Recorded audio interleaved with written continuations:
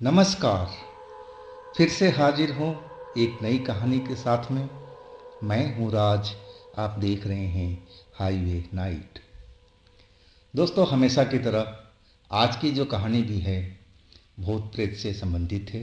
एक कहा जाए तो हम डरावनी कहानी आपके सामने पेश कर रहे हैं। आज की जो कहानी हमें शेयर किए हैं उनका नाम प्रदीप है। प्रदीप वेस्ट बंगाल के 24 परगना के रहने वाले हैं। ये घटना उनके साथ में 2009 में घटी थी। तो चलते हैं इनकी कहानी में। लेकिन दोस्तों, अगर आप मेरे चैनल पर पहली बार जुड़े हैं और अभी तक मेरे चैनल को सब्सक्राइब नहीं किया है तो प्लीज़ कर लीजिए ना, और साथ में बेल आइकन को ज़रूर दबाइएगा, वो भी ऑल पे करके, ताकि आप मेरी कोई वीडियो मिस ना करने पाए। तो शुरू करते हैं आज की कहानी प्रदीप जी का, उन्हीं के अंदाज में, उन्हीं के दीवाने। दोस्तों, मेरा नाम प्रदीप है। बात 2009 की है। मैं अपने काम से लौट रहा था। रात अब करीब करीब काफ़ी हो चुकी थी। वैसे तो मैं अपने स्टेशन पर 8 बजे के आसपास लौट जाता था, और लेकिन आज कुछ ज़्यादा ही लेट हो गया था। आज जिस जगह मैं रहता था वो स्टेशन से मात्र 600 मीटर की दूरी पर था मेरा घर। और उस घर में तो मैंने बचपन गुजारी है। उस रेल की पटरी के पास में हम लोग खेलते रहते थे। वहाँ तो कोई हॉन्टेड जगह थी ही नहीं। कहा जाए कि हमने कभी सुना ही नहीं कि उस रेल की पटरी के आसपास में कोई हॉन्टेड जगह है जहाँ पर भूत प्रेत दिखाई देते हैं या कोई घटना हुआ हो। मुझे तो बिल्कुल याद नहीं था। लेकिन मेरे साथ वो घटना होनी थी तो मैं उस चक्कर में तो पड़ ही गया था। मैं जब अपने स्टेशन पर उतरा तो रात के करीब 11 बज रहे थे। मेरी लोकल ट्रेन से मैं अकेला ही एक मुसाफिर अपने स्टेशन पर उतरा था। मैं कुछ देर इंतज़ार किया कि कोई पड़ोसी मेरे साथ में आ जाए, क्योंकि रात काफ़ी हो गई थी। लेकिन उस ट्रेन से तो मैं इकलौता उतरा था, तो पड़ोसी कहाँ से आ जाएंगे। ट्रेन चली गई थी।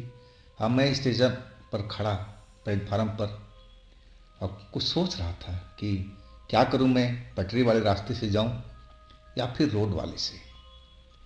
रोड वाला थोड़ा रास्ता लंबा था और उस रोड पर रात के टाइम में आवारा कुत्तों का झुंड बैठा रहता था। अब मुझे उन आवारा कुत्तों से बहुत डर लगता था। वो तो दिन के टाइम भी मुझे कई बार वो धमकाए थे। कहा जाए तो मुझे पीछा किया था काटने के लिए। और उसी टाइम से मुझे उस रोड पर जाने पर अकेले डर लगने लगा था। अब मैं फैसला नहीं कर पा रहा था कि मैं किधर से जाऊं अपने घर के साइड में, रेल की पटरी से या फिर रोड के द्वारा। लेकिन मैं फैसला जो लिया, रेल की पटरी वाला, क्योंकि ये नज़दीक भी था और दूसरा इसमें कुत्ता कहीं पर मुझे दिखाई नहीं देते थे। और फिर मैं अपना जो बैग था कंधे पर टांगा और पटरी के साथ साथ जो पतला रास्ता था उस पर मैं चलने लगा था। अब जो ट्रेन की भीड़ भाड़ थी वो तो कम हो चुकी थी। अब एका तुक्का कोई ट्रेन गुजर जाती थी, और नहीं तो बिल्कुल अब खाली खाली सा रेलवे ट्रैक लग भी रहा था। आसपास के जो घर बने हुए थे जिसमें लोग रहते थे, अब उनकी लाइट घर की बंद हो चुकी थी, क्योंकि रात भी काफ़ी हो गई थी। अब लोग बाग अपने घरों में सो गए थे। हमें अब उस रास्ते पर चलता हुआ और थोड़ा अजीब सा लग रहा था। दिल में घबराहट सी हो रही थी, ना जाने क्यों। ऐसा मैं तो डरने वाला बंदा नहीं था, लेकिन उस रात को उस टाइम में मुझे कुछ बेचैनी सी हो रही थी, जैसे मुझे कोई कह रहा हो कि आज तू तो फंसा।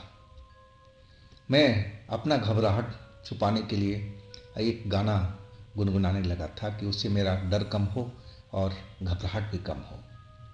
और वही गाना गुनगुनाते हुए मैं आगे की तरफ बढ़ने लगा।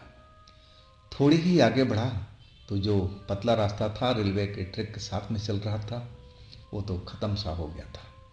अब वो रास्ता नीचे में उतर गया था और उस साइड में तो हमें जाना ही नहीं था। फिर मैं पटरियों के बीचों बीच आ गया और पटरियों पर ही चलने लगा था। वो गाना गुनगुना रहा था और आगे की तरफ बढ़ता जा रहा था। मुझे जब एक आवाज़ आई तब मैं पीछे मुड़ करके देखना चाहा कि ये आवाज़ कैसी है, लेकिन तब तक तो देर हो चुकी थी। मेरे ऊपर में कोई झपट्टा मारा। जैसा लगा कि मेरे पर आकर के टकरा गया हो दौड़ते हुए। मुझे तो वो गिरा दिया था। अब इतनी जल्दीबाजी ये सब घटना हुआ था कि मैं एकदम सन्न सा रह गया था। जब मैं देखना चाहा कि मेरे साथ में क्या हुआ है, मेरे को पीछे से किसने धक्का दिया है, किसने मेरे को जकड़ लिया है, जब मैं देखा तो मेरी आंखें तो दम तरसा गया था। मेरे मुंह से आवाज़ तक नहीं निकल रही थी। मैं जब देखा तो वो कोई शख्स नहीं था, वो एक औरत जैसी थी, औरत ही थी। चेहरा उसका बहुत ही भयानक, बिल्कुल इतना भयानक था कि मैं उसकी तरफ ज़्यादा देर देख भी नहीं सका था। मोटी मोटी आंखें लटकी हुई दिखाई दे रही थी। चेहरा पर कई जगह दाग धब्बे, जले कटे जैसा निशान, और उसके जो बाल थे बिल्कुल बिखरे हुए, और वो मुझे जकड़ रखी थी रेलवे के ट्रैक के ऊपर में।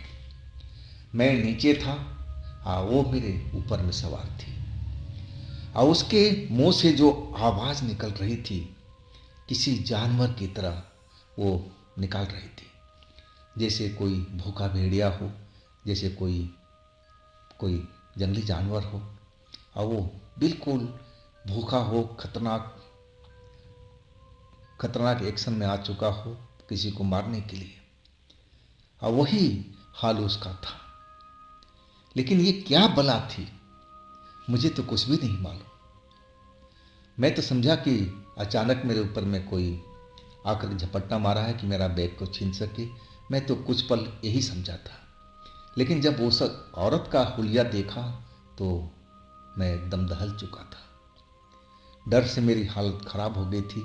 अब तो गले से चीख भी नहीं निकल रही थी कि मैं जो आसपास के घर है उनमें से किसी को आवाज़ दे करके बुलाऊं। वो सब मुझे जानने वाले लोग थे कि हम पड़ोसी थे। हाँ, मेरा थोड़ा घर था वो आगे में था, करीब 600 मीटर के आसपास, लेकिन ये लोग तो मेरे बिल्कुल पास में थे, दोनों साइडों में। लेकिन मैं अपने गले से आवाज़ ही नहीं निकाल रहा था, जैसे लग रहा था कि मेरा गला बिल्कुल जाम हो चुका है। और वो औरत मेरे ऊपर में सवार थी, घुर्रा रही थी, और अजीब ढंग से उसके शरीर से अब बदबू भी आ रहा था जो बिल्कुल बर्दाश्त नहीं हो रहा था। उसका इरादा मुझे मारने का ही था। अब वो मेरे गले पर हाथ डाल चुकी थी और जी भर के जोर से अपना जो हाथ था मेरे गले पर दबाव बढ़ा रही थी ताकि मेरा गला घुट जाए और मेरी मौत हो जाए। और वैसा हो भी रहा था। मुझे अब सांस लेने में बहुत दिक्कत होने लगी थी। छटपटा रहा था कि कैसे भी उसकी गिरफ्त से मैं बाहर निकलूं, लेकिन ऐसा तो हो ही नहीं रहा था कि मैं उसकी गिरफ्त से बाहर निकलूं। एक पल लगा कि वो मेरी जान ले लेगी, लेकिन उससे मेरी दुश्मनी क्या थी? मेरी तो दुश्मनी आज तक किसी से हुआ नहीं। तो आखिर ये कौन थी भूत, कौन थी चुड़ैल, कुछ भी मालूम नहीं। और ऐसा जब टाइम आ गया कि लगा कि मैं अपना दम तोड़ दूंगा, और उसी टाइम में दो लड़का उधर आते हुए दिखाई दिए जो उसी स्टेशन से आ रहे थे। कोई ट्रेन रुकी थी वहाँ पर, और उससे उतर करके वो पैदल ही इसी तरफ में आ रहे थे। जब वो लड़का हमारे करीब आ गए थे और जब उन्होंने मुझे रेलवे ट्रैक पर गिरा देखा तो चिल्लाने लगे कौन है रेलवे ट्रैक पर, कौन है रेलवे ट्रैक पर। और जैसे वो चिल्लाना शुरू किए, वो जो चुड़ैल थी जो मुझे गिरफ्त में ले चुकी थी, मारने वाली थी, और वो मेरा चंगुल छोड़ दिया। गर्दन मेरा जो पकड़ रखी थी वो छोड़ दिया, मेरे पर से उठ करके और अंधेरे साइड में दौड़ती हुई चली गई। अब मैं लंबी लंबी सांस ले रहा था। वो दोनों युवक थे हमारे पास में आ गए, और जब मैं उनकी तरफ देखा लंबी सांस लेते हुए, तो हमारे पड़ोसी ही थे। और वो मेरा नाम लेके कहने लगे, अरे प्रदीप, ये तेरे साथ में क्या हुआ, और औरत जो भागी है तुझे छोड़कर ही कौन है। अब मैं तो बताने के हालात में नहीं था। मैं तो खुद इतना डरा हुआ सांस ले रहा था, सांस लेने में भी तकलीफ हो रही थी। अब मैं कुछ नहीं बोल पाया। वो उन्होंने शायद समझ लिया होगा कि मेरे साथ में कुछ ऐसी बात हुआ होगा, और वो लोग, दोनों लोग मुझे खड़ा किए और कहने लगे कि प्रतीक चलो यहाँ से, रात काफ़ी हो गई है, ना जाने तुम्हारे साथ में क्या हुआ है। तुम तो बोल भी नहीं पा रहे हो कि तुम बताओ कि आखिर वो औरत कौन थी जो तुम्हारे ऊपर में सवार थी, और वो फिर अंधेरे में भाग गई। मुझे लेकर के अब वो आगे बढ़ने लगे। जब हमारा घर आया तब उन्होंने हमारे घर का दरवाज़ा खटखटाया।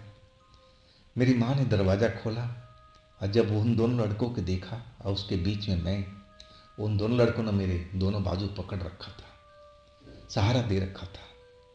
अब मेरी इस हालत को देख करके माँ एकदम चिल्ला पड़ी, अरे प्रदीप, क्या हुआ तेरे साथ में, क्या हुआ मेरे बच्चे।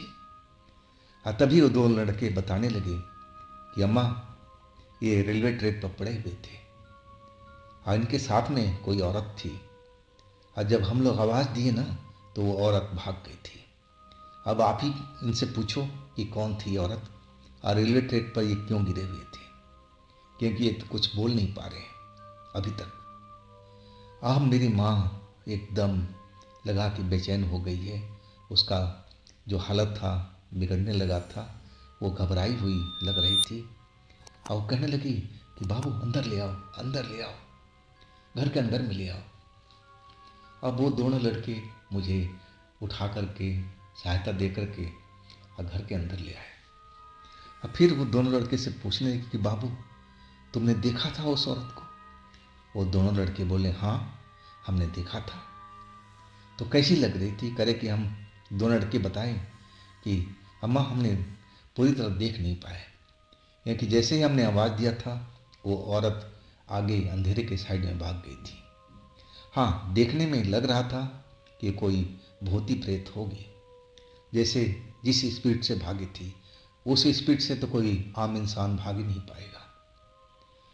अब मेरी माँ तो बहुत डरी हुई थी, उसकी हालत अभी भी खराब थी, घबराई हुई नजर आ रही थी, बेचैन थी, क्या करे ना क्या करे कुछ समझ में नहीं आ रहा था। और वो दोनों लड़के अब कहने लगे कि अम्मा अब संभालो, हम सुबह में आएंगे हाल चाल लेने के लिए, रात काफ़ी हो गई है। और वो दोनों लड़के चले गए। घर का दरवाज़ा मेरा बंद हो गया था। अब माँ जो थी घर में अकेली थी, मेरे जो दोनों सिस्टर थी उनकी शादी हो गई थी, अब मैं अभी कुंवारा था। मेरे पिताजी थे ही नहीं, वो गुजरे हुए उनका करीब 5 साल हो गया था।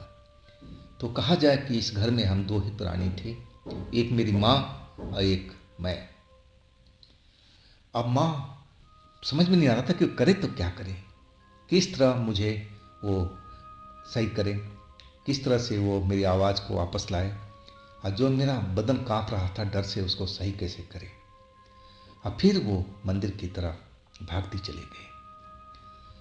घर के अंदर में मंदिर था माँ काली का, और माँ काली के पास पहुँच गई, प्रार्थना करने लगी कि माँ मेरे बेटे का रक्षा करो, हे माँ मेरे बेटे को बचा लो, मेरे बेटे को सही कर दो। देखो वो तो बोल ही नहीं पा रहा है, आंखें बड़ी बड़ी दिखाई दे रही है, पथराई हुई और डरा हुआ है। माँ आप उपकार करो, आप इसकी रक्षा करो। और फिर कुछ देर प्रार्थना करने के बाद में वो वहाँ से गंगा जल जो था और वो उठा के लाई, अब फिर वही गंगा जल पूजा वाला मेरे शरीर पर छिड़कने लगे। जैसे जैसे गंगा जल मेरे ऊपर पड़ रहा था, मेरी जो शरीर की हरकत थी वो तो सही हो ही रहा था। अब थोड़ी देर में मेरी आवाज़ भी वापस लौटने लगी थी। और जब मेरी आवाज़ वापस लौटी तो माँ मेरे को गले से लगा लिया था और कहने लगी, प्रदीप क्या हुआ था बच्चा, कौन थी औरत, क्या वो चुड़ैल थी, कोई भूत थी? मैं बताया, हाँ माँ, वो चुड़ैल ही थी और वो अचानक मेरे पीछे से हमला किया था। मैं तो देख भी नहीं पाया, मैं समझा कि कोई चोर वगैरह है जो हमारा बैग को छीनना चाहता है। लेकिन जब पलट करके देखा तो वो तो बहुत भयानक थी माँ। लेकिन माँ एक चीज़ बताओ, इस रेलवे ट्रैक पर तो हम लोग बचपन से अभी तक घूमते आए हैं, दौड़ते आए हैं और आसपास में हम लोग खेलते भी रहते थे, तो ऐसी बात तो आज तक नहीं थी। तो ये माँ कौन थी जो इस रेलवे ट्रैक पर आ गई है? अब माँ कहने लगी कि बेटा मैं कुछ नहीं जानती और तुम सही बोल रहे हो, इस रेलवे लाइन पर तो ऐसी कोई बात थी ही नहीं। हाँ, हम लोग भी बेफिक्र रहते थे कि चलो ये रेलवे लाइन बिल्कुल साफ सुथरा है, यहाँ पर कोई भूत प्रेत दिखाई नहीं देते। लेकिन ना जाने ये कहाँ से आ गई है और क्यों तुम्हें मारना चाहती थी? तुमने उस चुड़ैल का क्या बिगाड़ा था?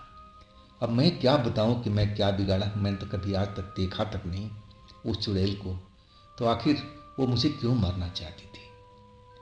लेकिन उस गंगा जल से, पवित्र गंगा जल से हाँ मैं पूरी तरह से स्वस्थ हो गया था।